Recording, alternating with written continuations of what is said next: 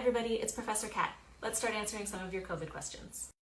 The new variants do seem to be more contagious, up to 70% more infectious by some estimates. And if they're more infectious and then lead to more cases, then there will be more deaths. But it's not clear whether or not the new variants themselves are leading to increased mortality or if it's just due to a higher number of cases. So far, it seems like the vaccines will be effective against the new variants, but we're really in this race of vaccines versus variants, and we need to vaccinate as many people as quickly as possible to stay ahead of these variants. Vaccine distribution information is changing every week, so make sure to stay up to date on the state website where you can see the prioritization tiers and who is eligible when.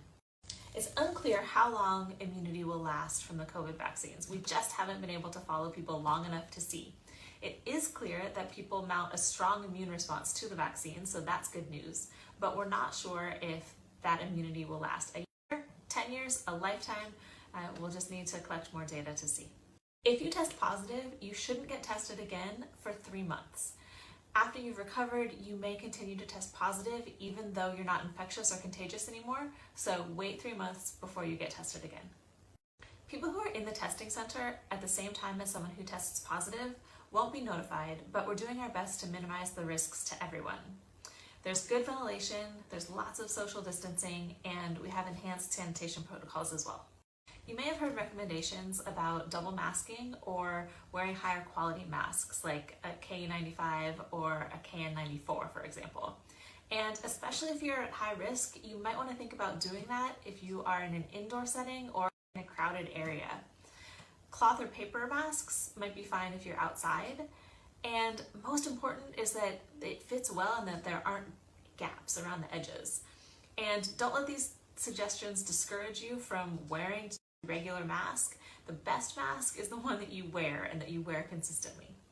If you're going to watch the Super Bowl this weekend, make sure you do it as safely as possible. Remember those tips about how to celebrate the holidays safely? They apply this weekend too. Limit the number of people, increase ventilation, celebrate outside if you can. Think about moving a TV or a screen outside in the backyard. And remember that the state order limits gatherings to 3 households masked outside with social distancing. If you see your friends or housemates breaking COVID rules or breaking quarantine, have a conversation and have a real conversation. It might be hard, it might be awkward, but engaging in that dialogue is going to be more effective than trying to shame someone or just calling them out. Some outdoor workout spaces are already open. The fitness area between Malley and the library, the outdoor track at Bellamy Field, the sand volleyball courts and the basketball courts behind Malley, and plans are in progress to open an outdoor gym as well, maybe in a few weeks. There's not a firm date for when that'll happen, but stay tuned. Thanks for watching.